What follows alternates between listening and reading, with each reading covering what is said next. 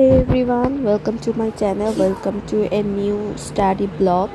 পড়াশোনা করতে ইচ্ছা করে না বা পড়তে ইচ্ছা করে কিন্তু আমি পড়তে পারছি না। কেন হয় এরকমটা? আমরা সবাই চাই যে আমরা একটা ফিক্সড একটা ডে সিলেক্ট করব, একটা সময় সিলেক্ট করব, তখন আমরা ওই টাইমটাতে আমরা পড়তে বসবো।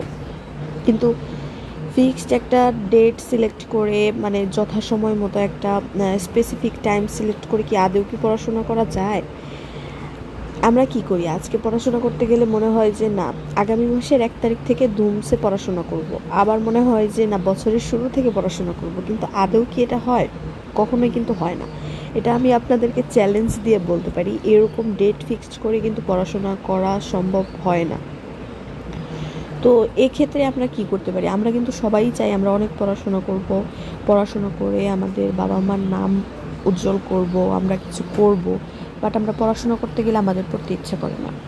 তো এই ক্ষেত্রে যেটা করা যেতে পারে, আপনাকে পড়তে মানে এখনই আপনি পড়তে বসে যান এবং আপনি বলুন মানে আপনার কাছে যেই সাবজেক্টগুলো একদমই সহজ মনে হয় ওটা থেকেই শুরু করুন।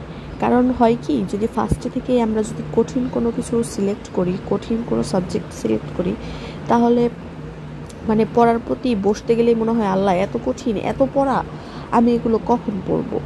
তো এটা মনে হয়ে কিন্তু আমরা পড়াটা আবার ওইখানে কি সুইচ করে দিই। মাঝে মাঝে কিন্তু আমরা নিজেদের ছোট্ট করে একটু ট্রিট দিতে পারি। যেমন আমি এখন টেস্টি ট্রিট থেকে আমি নিজেকে একটুখানি ট্রিট দিচ্ছি।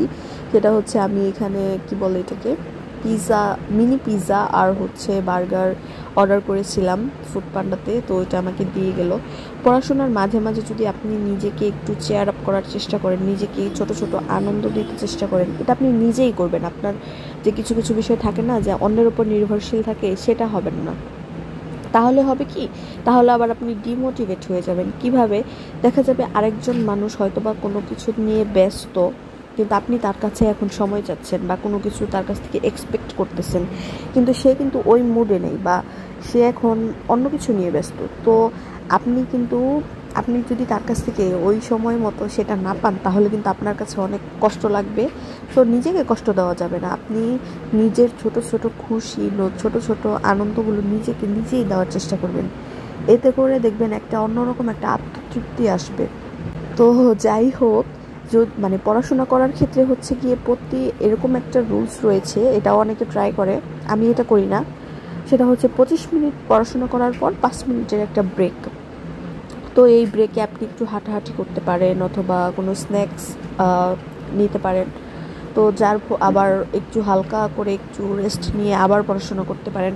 তো যার যেটা ভালো লাগে সে সেইভাবে আর কি পড়াশোনাটা করবে।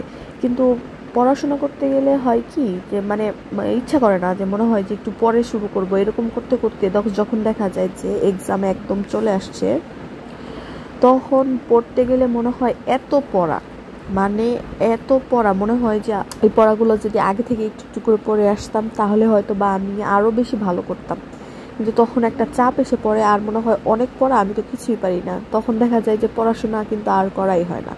তো যার কারণে রেজাল্টও ভালো হয় না, আর আস্তে আস্তে দেখা যায় যে ভালো কোনো কিছু করার প্রবণতাটাও একদম জিরোতে চলে আসে। কিন্তু দেখুন, যে কোনো কাজ কিন্তু অনেক কষ্টের। মানুষের সফলতা কিন্তু এমনি এমনি আসে না।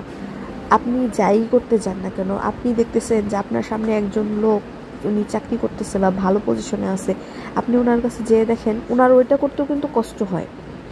সাপোজ ধরেন একটা দারোয়ানের কথাই বলি, দারোয়ান কি করে, সারাদিন বসে পাহারা দেয় বা গেট খুলে দেয়। ওনারা কিন্তু শারীরিকভাবে কোনো কাজ করে না, কিন্তু বসে থাকে। ওইটাও কিন্তু এক ধরনের তার জন্য কষ্টকর, বসে থাকাটাও।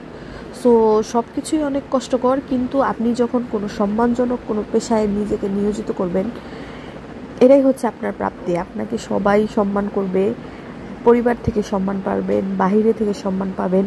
এর জন্যই মানুষ কষ্ট করে পড়াশোনা করে কোনো সম্মানজনক একটা পেশায় নিজেকে নিয়োজিত করতে চায়। আর এর জন্য আপনাকে অবশ্যই কষ্ট করতে হবে, কারণ কষ্ট করলে অবশ্যই টেস্টও মিলবে।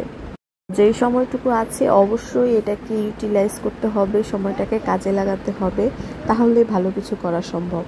আমাদের জীবনে কিন্তু আমরা পড়াশোনা, নামাজ ছাড়া কিন্তু আমরা জীবনে সবই করতেছি। মানে আমাদের আর কোনো কাজ, এমন কোনো কাজ নেই যেটা আমরা করি না। যেমন ধরুন ফ্যামিলি ফাংশন কিন্তু কখনোই মিস হয় না। কোনো বিয়ের অনুষ্ঠান যদি ক্লোজ কাজিন বা আত্মীয় স্বজনের থাকে তাহলে কিন্তু কখনোই সেটা মিস হয় না। তারপরে বিয়েকে উপলক্ষ করেই কিন্তু কত ধরনের কেনাকাটা, কত ধরনের প্ল্যান, বা কোনো জায়গায় ঘুরতে গেলে একদম ছোট ছোট জিনিস থেকে শুরু করে সব কিন্তু প্রপারভাবেই হয়, কিন্তু আমাদের জীবনের যে মেইন টার্গেট সেটাই কিন্তু সঠিকভাবে আমরা ফুলফিল করতে পারি না।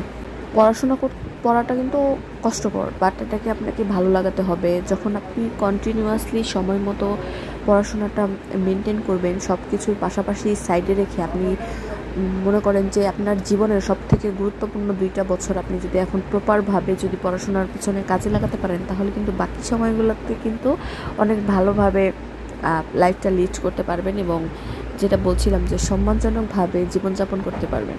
That was it for today. Thanks for watching and Assalamu alaikum everyone.